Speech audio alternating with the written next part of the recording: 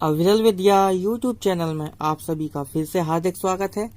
आइए मित्रों, आज हम पढ़ते हैं संस्कृत स्वयं शिक्षक का पाठ 5 में हमें यह दिया गया है सबसे पहले कि जो पूर्वोक्त वाक्यों तथा शब्दों को याद करने से पाठक स्वयं कई वाक्य बनाकर प्रयोग में ला सकते हैं। दूसरी चीज, इन्होंने वाक्यों का जो क्रम है वो इस प्रकार रखा है कि उन पर व्याकरण का बोझ न पड़े, अर्थात व्याकरण के नियमों को ना रटना पड़े और व्याकरण का संस्कार स्वयं हो जाए, अर्थात भाषा को पढ़ते पढ़ते पता लगने लगेगा कि इसमें किस नियम का प्रयोग होता है। ठीक है। और दूसरी यह भी आपको सलाह दी जाती है कि पाठकों को सबसे पहले यह करना है कि जो पूर्व के पाठ हैं उनको अच्छी तरह से करना है, पूर्व के जो वाक्य हैं उनको अच्छी तरह से करना है, जिससे कि क्या है कि आने वाले जो पाठ होंगे वो उनके लिए सरल प्रतीत होंगे। आइए पढ़ते हैं। कुछ शब्द हैं, पहले उनको देखते हैं। नक्तम रात्रि में, नयसी तू ले जाता है, नेष्यति ये 3 मिसप्रिंट हो गए यहाँ पे, नेष्यति वह ले जाएगा, नेष्यामी मैं ले जाऊंगा, सर्वम सब, आनयसी तू लाता है, आनेष्यति वह लाएगा, आनेष्यामी मैं लाऊंगा, नयति वह ले जाता है, नयामी मैं ले जाता हूँ, नेष्यसि तू ले जाएगा, नवीनम नया, आनयति लाता है, आनयामी मैं लाता हूँ, आनेष्यसि तू लाएगा, पुराणम पुराना। तो मित्रों, यहाँ पर एक चीज देखने की है, जो नक्तम पद है ये तो ऐसा का ऐसा ही रहता है, इसका अर्थ ही होता है कि रात्रि में या रात्रि के समय में। लेकिन ये नयस, नयति, नेष्यसि वगैरह जो सारी चीजें हैं इनको देखने की जरूरत है हमें। क्या है इसमें एक चीज पहले भी बता चुका हूं मैं कि जो ती वाली, जैसे कि पठती, लिखती, ये एक वचन के लिए ही प्रयुक्त होती हैं। इस पुस्तक का जो प्रथम भाग है, जो पुस्तक है संस्कृत स्वयं शिक्षक, एक पुस्तक के अंदर 2 भाग दे रखे हैं। पहले भाग में तो ये जो वाक्य है और उनका प्रयोग है, शब्द है उनका प्रयोग है। द्वितीय भाग में व्याकरण का प्रयोग है। तो इसमें आसान से जो भी चीजें आसान से आसान हो सकती थी उनका प्रयोग किया गया है। कोई पहले भाग में बहुत ही कम नियम समझाए गए हैं, जिससे कि कोई व्यक्ति पढ़ने में ही नियमों में उलझकर ना रह जाए, पता लगेगा कि वह आगे पढ़ेगा ही नहीं। ठीक है। तो एक चीज, दूसरी चीज क्या है कि इस पुस्तक के प्रथम भाग में एक वचन वाले शब्दों का ही अधिक प्रयोग किया गया है, चाहे वो क्रिया के हों, धातुओं के हों या किसी का नाम हो, एक वचन वाले।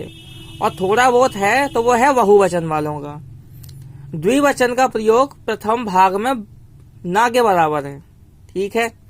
तो जो नयति है, जो धातु होती है, नी से बनता है नया, नय से हो जाता है नयति, और नयति जो नयति, नयसी और नयामी, नयति, नयसी और नयामी, ये आपके हो जाते हैं वर्तमान काल में। और मैंने आपको पिछली वीडियो में बताया था कि जो आमी वाली जो फॉर्म है वो मैं के साथ, अहम के साथ लगेगी। असी वाली जो फॉर्म है वो लगेगी आपका त्वम के साथ में। और नयति यानी जो ति वाली फॉर्म है वह किसी भी एक वचन नाम के साथ हम लगा सकते हैं। और उसी प्रकार यह है भविष्यत काल में, जैसे नेष्यति, तो नेष्यति किसके साथ लिख सकते हैं हम? सह का अर्थ होता है वह, सा उसका भी अर्थ होता है वह यानी स्त्रीलिंग में, और तत् उसका भी अर्थ होता है वह, वो होता है नपुंसकलिंग में। और रामः नेष्यति, राम ले जाएगा, यानी किसी एक वचन संज्ञा के साथ भी हम यति वाली फॉर्म का प्रयोग कर सकते हैं। परंतु जो है सी और मी, ये जिसके अंत में है उनका प्रयोग हम किसके साथ करेंगे? जिसके अंत में जो मी आएगा इसका प्रयोग करेंगे हम अहम के साथ में, और जिसके अंत में सी आता है उसका प्रयोग करते हैं हम त्वम के साथ में। ठीक है, आगे बढ़ते हैं। जैसे सह फलम नयति, वह फल ले जाता है। अहम आम्रम आनयामी, मैं आम लाता हूं। तो यहाँ अहम के साथ में आनयामी यानी आमी वाले जो क्रिया होगी उसका ही प्रयोग किया जाएगा। त्वम अन्नम आनिष्यसि किम, तू अन्न लाएगा क्या। देखिए यहाँ पर जो किम के ऊपर जो बिंदी लगाई है, नुस्वार लगाया है, अंत में अगर कोई शब्द नहीं होता है तो वहां पूरा हलंतमा आता है। तो ये तो प्रिंटिंग की वो है, इससे कोई दिक्कत है नहीं है। अहम तत्र गमिष्यामि, मैं वहां जाऊंगा। फलम च आनेष्यामि, और फल लाऊंगा। च का अर्थ होता है और। त्वम श्वः कुत्र गमिष्यसि, तू कल कहाँ जाएगा। त्वम कदा आगमिष्यसि, तू कब आएगा। त्वम के साथ में सी वाली फॉर्म का ही प्रयोग किया जाता है। अब कुछ शब्द पढ़ते हैं पुनः। जलम जल, पुष्पम फूल, अपूपम पूरा, पूरा यानी कि पुआ, सूपम दाल, पुस्तकम पुस्तक, किमर्थम किस लिए, लेखनी कलम, मसी स्याही, मसी पात्रम दवात जिसमें स्याही रखी जाती है, वस्त्रम कपड़ा, उत्तरीयम दुपट्टा, व्यर्थम फिजूल व्यर्थ बेकार।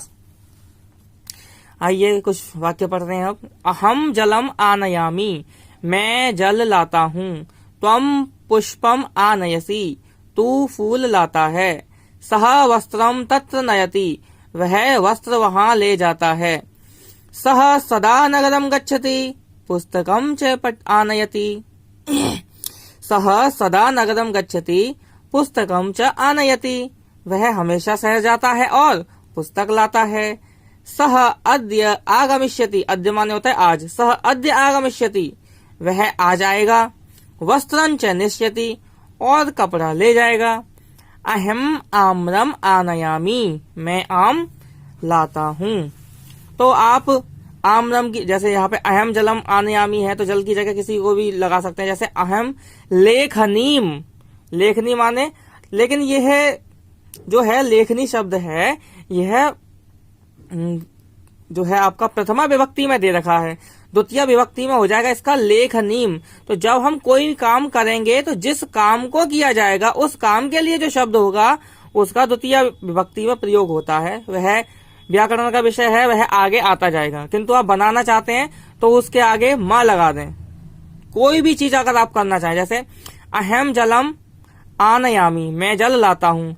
अगर हमें लिखना हो कि मैं लेखनी लाता हूं तो अहम लेखनीम आनयामी। अहम वस्त्रम आनयामी, अहम फलम आनयामी, अहम पुस्तकम आनयामी।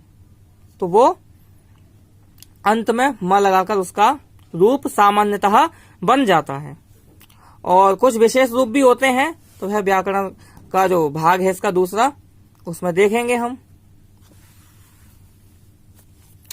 त्वम अपूपम आनयसि, त्वम अपूपम आनयसि, तू पूरा लाता है। सह उत्तरीयम नयति, वह दुपट्टा ले जाता है। कदा सह मसी पात्रम पुस्तकम च तत्र निश्यति, वह दवात और पुस्तक कहाँ, वह दवात और पुस्तक वहां कब ले जाएगा। सह सायं तत्र मसी पात्रम लेखनी च निश्यति, वह शाम को वहां दवात और कलम ले जाएगा। त्वम रात्रौ हरिद्वारम गमिष्यसि किम, तू रात्रि में हरिद्वार जाएगा क्या। देखो यहाँ पर ये लिखा है सह सायं तत्र मसी पात्रम लेखनी च नेष्यति, तो यहाँ लेखनी नहीं, लेखनी जो शब्द है उसका द्वितीय विभक्ति का एक रूप होगा लेखनीम, तो यहाँ पर बिंदी आएगी। सह सायं तत्र मसी पात्रम लेखनीम च नेष्यति, वह शाम को वहां दवात और कलम ले जाएगा। त्वम रात्रौ, रात्रों का अर्थ होता है रात्रि में। त्वम रात्रौ हरिद्वारम गमिष्यसि किम, तो रात्रि में हरिद्वार जाएगा क्या। नहीं नहीं। अहम श्वः मध्याह्ने तत्र गमिष्यामि, नहीं मैं कल दोपहर को वहां जाऊंगा। अहम गृहं गमिष्यामि, मैं घर जाऊंगा। सूपम च भक्षयिष्यामि, और दाल खाऊंगा। भक्षयति, भक्षयतः, भक्षयन्ति, भक्षयसि, भक्षयतः, भक्षयत, भक्षयामि, भक्षयावः, भक्षयामः, ये लट लकार में बनते हैं। इसी प्रकार भक्षयिष्यति, भक्षयिष्यसि, भक्षयिष्यामि, ये एक वचन में भविष्यत काल में बनते हैं, यानी कि लिट लकार में। लकार है वो दूसरे जो भाग है उसमें समझाए जाएंगे। ठीक है, तो अभी तक आपने जितने पाठ पढ़े उसमें काफी कुछ आ चुका है, तो थोड़ा थोड़ा आपको संस्कृत समझ में आने लगी होगी। जितना इसमें पढ़ाया उतना तो आप समझना प्रारंभ कर ही देंगे। आइए राम शब्द के कुछ रूप देख लेते हैं। देखिए इसमें अब ये विभक्ति आ गई, तो एक शब्द की विभक्ति कितनी होती है? एक शब्द की विभक्ति तो होती है 7। एक होता है संबोधन, और वचन कितने होते हैं?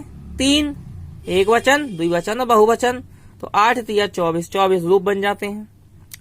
तो यहाँ पर इस पुस्तक में जो रूपों का प्रयोग किया गया है वह प्रथमा विभक्ति एक वचन का ही किया गया है। जैसे रामः का अर्थ क्या होगा? एक राम, रामम का अर्थ एक राम को। ठीक है, तो देखते हैं प्रथमा विभक्ति का रूप। रामः, राम या राम ने, रामम राम को, रामेण राम के द्वारा, रामाय राम के लिए राम को, रामात राम से, यानी अलग होने के अर्थ में आएगा। रामात अलग होने की, जैसे कोई चीज राम से अलग होती है, जैसे रामात वस्त्रम पतति, राम से वस्त्र गिरता है। रामात कलम, रामात लेखनीम पतति, राम से लेखनी गिरती है। रामस्य, राम का, राम की, राम के, जो संबंधवाचक में आता है, संबंध बोधक में आता है। रामे, राम में या राम पर, संबोधन में हे राम। ठीक है, इसी प्रकार देखो यहाँ पे एक चीज दे रखी है, यहाँ पे एक वन का निशान बनाया गया है, तो यहाँ पे ये ऋणा हुआ है। ठीक है, देखो ये शब्द रूप जो यज्ञ, ये सारे जो शब्द हैं इनके इसी प्रकार बन सकते हैं। बस इतना, जैसे कि यह रामः लिखा है उसी प्रकार से यह हो जाएगा यज्ञ दत्तः, यानी दो बिंदी लग जाएंगी तो यज्ञ दत्तः, ऐसे यज्ञ दत्तम, यज्ञ दत्तेन। बस एक चीज ध्यान रखना, देखो इसका जो नियम है कि ये रामेण, रामेण, जबकि हमने पहले देव शब्द के रूप पढ़े थे तो वो उसमें क्या था? देवेन। तो कुछ शब्दों की संरचना ऐसी होती है कि उसमें ऋणा का प्रयोग करना पड़ता है हमें। ठीक है, तो वो कब होता है, कैसे होता है, यह द्वितीय भाग में बताया जाएगा। अभी हम इन शब्दों में बता देते हैं कि किन किन शब्दों में उसका प्रयोग किया जाएगा। जैसे ये शब्द है ईश्वरे, तो ईश्वरेण, पुरुषेण, मनुष्येण।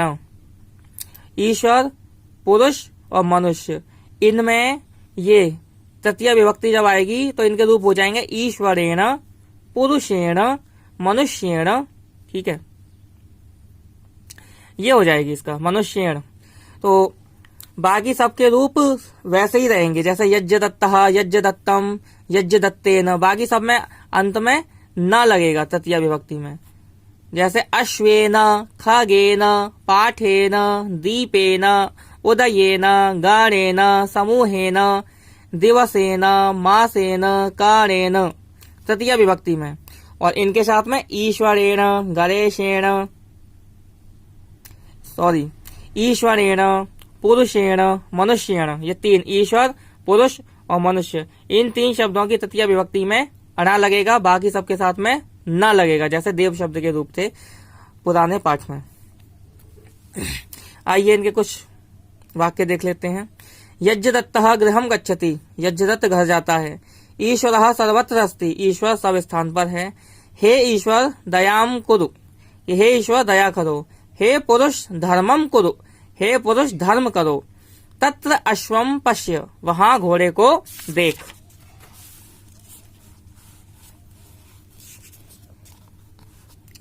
अत्र दीपम पश्य, यहाँ दिए को देख। सह रात्रौ दीपेन पुस्तकम पठति, वह रात्रि में दिए से पुस्तक पढ़ता है। ईश्वरेण धनम दत्तम, देखिए आ गया ना यहाँ, ईश्वरेण धनम दत्तम। ईश्वर ने धन दिया। मनुष्याय ज्ञानम देहि, मनुष्याय ज्ञानम देहि, मनुष्य को ज्ञान दे। अश्वाय जलम देहि, अश्व के लिए जल दे। दीपात प्रकाशः भवति, दीप से प्रकाश होता है। ईश्वरात ज्ञानम भवति, ईश्वर से ज्ञान होता है। सह गणस्य ईश्वरः अस्ति, वह समूह का मालिक है। सह समूहस्य ईशः अस्ति, वह समूह का मालिक है। ईशः और ईश्वरः, किंतु ईश्वरः जब शब्द आएगा तो उसमें ईश्वरेण हो जाएगा तृतीय विभक्ति में, इसमें ईशे नहीं रहेगा। पुस्तके ज्ञानम अस्ति, किताब में ज्ञान है। मासे दिवसाः सन्ति, मास में दिन होते हैं, ये बहुवचन का प्रयोग है। समूहे मनुष्याः सन्ति, समूह में मनुष्य होते हैं, यह भी बहुवचन का प्रयोग है। आकाशे खगाः सन्ति, आकाश में पक्षी हैं। ठीक है, तो इनको पहले जो याद कर लेंगे, उसके बाद जो है वो व्यक्ति अन्य वाक्य भी बना पाएंगे। कुछ ये वाक्य हैं, इनको पढ़ लेते हैं, फिर हाँ एक और वीडियो बनाएंगे, उसमें ये जो इस पाठ में जो नियम प्रयोग किए गए हैं उनके बारे में बताएंगे। ठीक है, पढ़ लेते हैं कुछ वाक्यों को। इनका अर्थ, अगर आप इन वाक्यों को अच्छी तरह से पढ़ लेते हैं तो इन वाक्यों का अर्थ आप आसानी से निकाल लेंगे। जैसे तत्र आकाशे खगम पश्य, वहां आकाश में पक्षी को देख। हे देवदत्त, हे देवदत्त, अरे देवदत्त, यज्ञदत्तः कुत्र अगच्छति, यज्ञदत्तः कुत्र गच्छति, यानी कि यज्ञदत्त कहाँ जाता है। इदानीम यज्ञदत्तः गृहं गच्छति, इदानीम अब यज्ञदत्त घर जाता है। श्री कृष्णस्य उत्तरीयम अत्र आनयः, देखिए कृष्ण शब्द हो गया, कृष्ण उससे पहले श्री लगाया तो श्री कृष्ण, और श्री कृष्ण का षष्ठी विभक्ति का एक वचन का रूप हुआ श्री कृष्णस्य, यानी कि श्री कृष्ण का। श्री कृष्णस्य उत्तरीयम अत्र आनय, यानी श्री कृष्ण का दुपट्टा यहाँ ले आ, यहाँ ला, यहाँ लाओ। सह तत्र व्यर्थम गच्छति, वह वहां बेकार में जाता है, यानी फिजूल जाता है, फालतू में जाता है। सह पुरुषः किमर्थम पुष्पम आनयति, वह पुरुष किस लिए फूल लाता है। ठीक है दोस्तों, आज के पाठ में हम इतना ही पढ़ेंगे, बाकी का जो है वह हम अनुवाद की कक्षाओं में पढ़ेंगे।